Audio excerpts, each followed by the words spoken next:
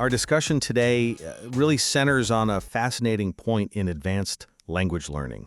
We're talking about the C1 English learner, someone who has, for all intents and purposes, mastered the technical tools, the grammar, the vocabulary, and can, efficiently gather objective information. Right, and that's a huge achievement. That ability to answer the what, the when, and the how. That's the foundation. You have the linguistic expertise. Absolutely. But the material we're looking at today suggests that just gathering facts isn't enough, that true mastery requires, a further step toward what they call wisdom. So the central question for us is pretty stark. Is this concept of literary wisdom, defined as this internalized, transformational, and yes, subjective understanding, is it a fundamentally necessary and robust intellectual pursuit?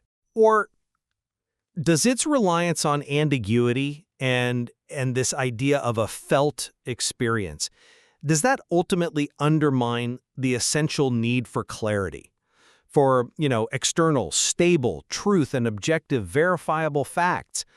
I'll be arguing that while the intention is noble, this shift toward interpretation risks replacing intellectual rigor with, frankly, mere emotional comfort. And I'll be maintaining that wisdom is the crucial transformative step that validates the entire learning process.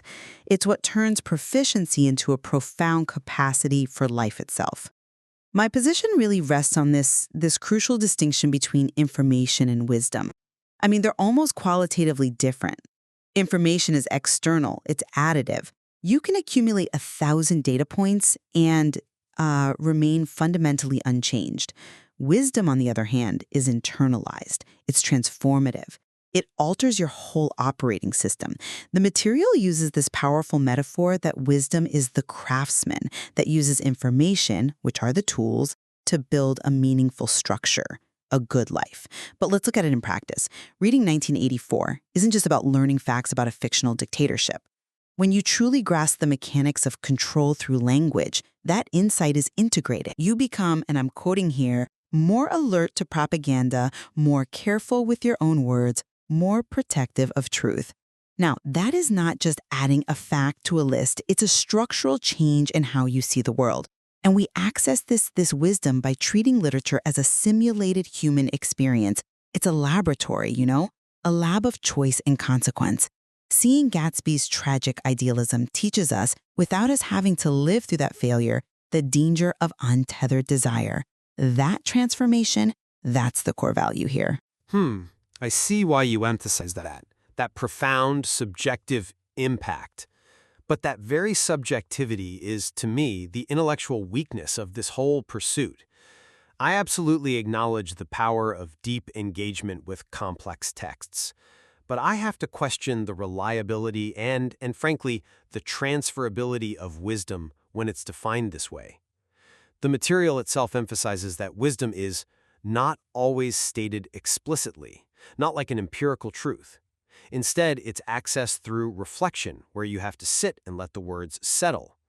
I mean, if the entire mechanism for getting it is based on a felt experience and this internal resonance, the intellectual grounding feels shaky. This move towards subjective interpretation just introduces too much ambiguity to rely on for serious decision-making. Look at the example of Kenji, the multinational leader. He's facing these complex global challenges that the source admits often exist in gray areas. And his reading of Heart of Darkness, well, it didn't give me an answer, but it gave me wisdom. So if this resulting wisdom of ambiguity doesn't provide a clear framework for action in a high-stakes scenario, how can we really say it's fundamentally necessary? We risk swapping out rigorous clarity for what is essentially self-selected internal emotional validation. That's a fair point, though I would frame that ambiguity completely differently, as a strength, not a weakness. I mean, the world's most significant challenges are rarely solved by applying some verifiable formula. They're problems of value, of morality, of complex human interaction. And wisdom provides the essential, flexible frameworks for navigating them when that external certainty just fails you. Let's dig into the professional applications. Take Lena, the psychologist from Germany. Her clinical training gave her all the scientific information about cognitive behavior, But when she faced real human crises, profound spiritual and ethical breakdowns, her science wasn't enough. She needed a why. So she turned to Flannery O'Connor's short stories. The wisdom she got wasn't some new therapeutic technique. It was a spiritual framework for understanding the human struggle with sin and pride. She learned that sometimes the profound truth is really uncomfortable, and a cure isn't always about comfort. That wisdom provided a lens that completely altered her professional approach. That's a transformative shift applied directly to a high-stakes profession.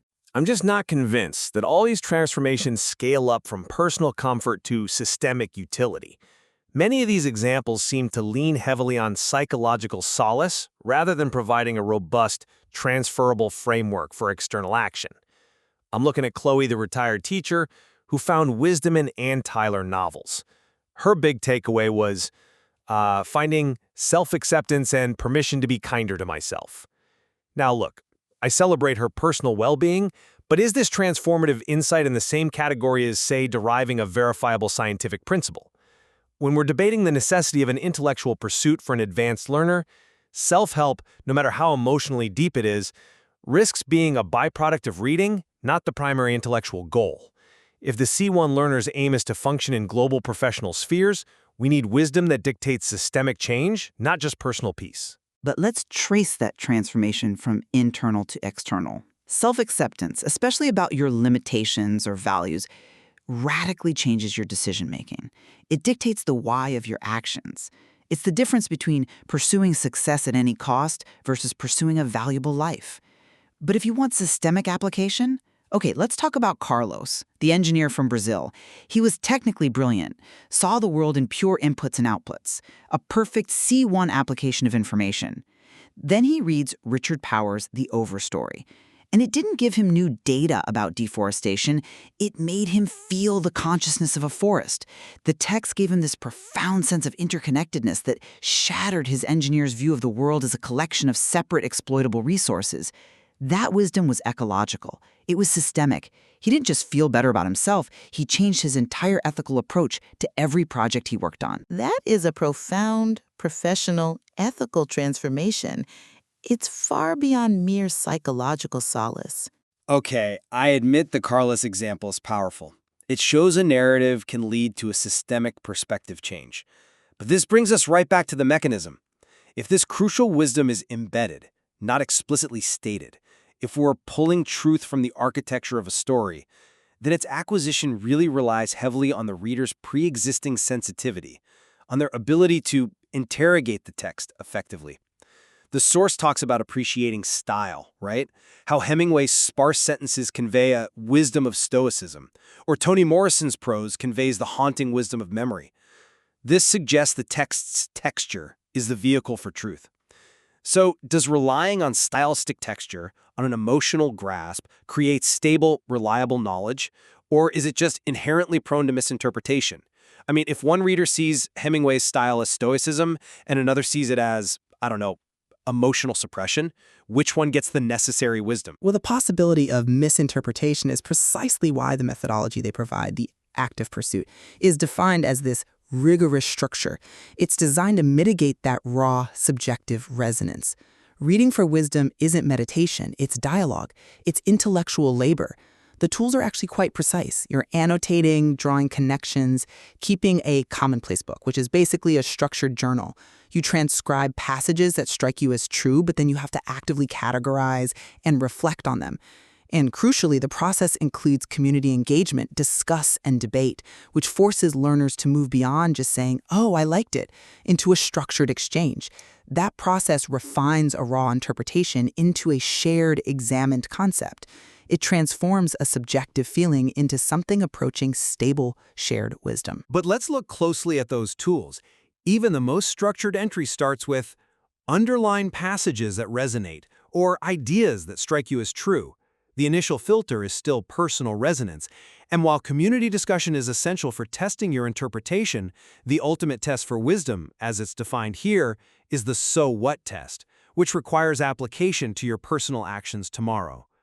So the foundation is still this act of translation from the feeling and texture of the literary world to the real world.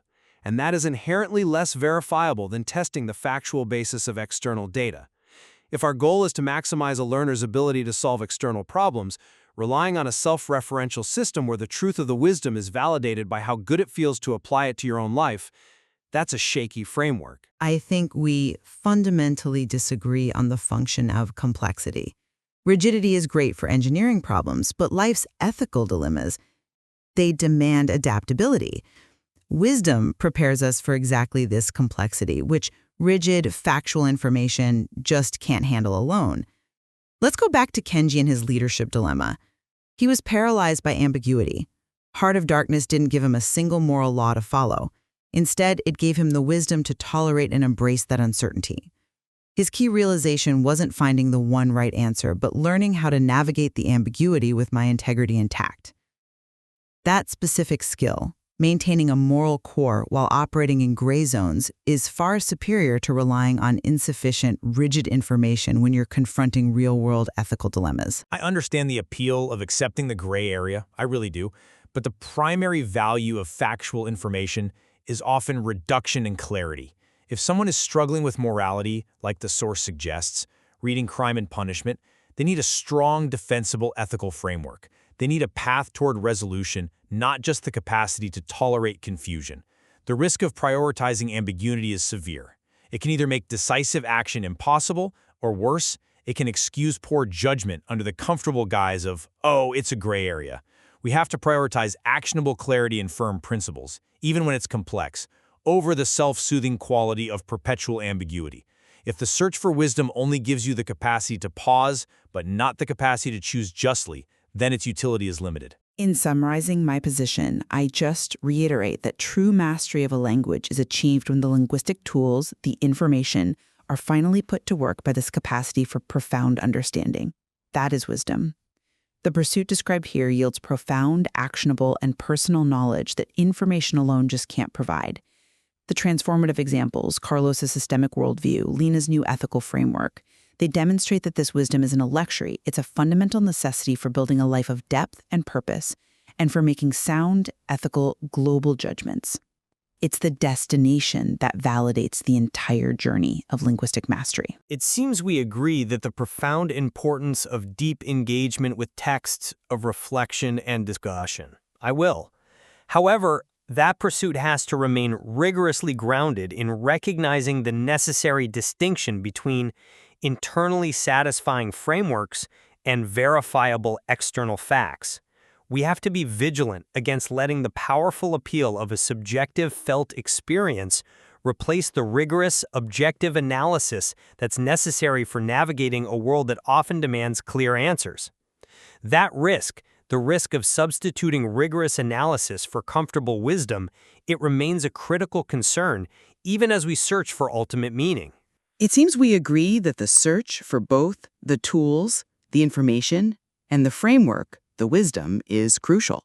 Absolutely. The tension between them is where the real intellectual work happens. And the source material successfully frames this entire pursuit of understanding as an unending conversation across time and culture. And you, the listener, are now perfectly equipped to join that conversation, holding both the necessary tools, the information, and the essential map, the wisdom-seeking process, for the journey ahead. The precise balance between those two, as always, is left for you to determine.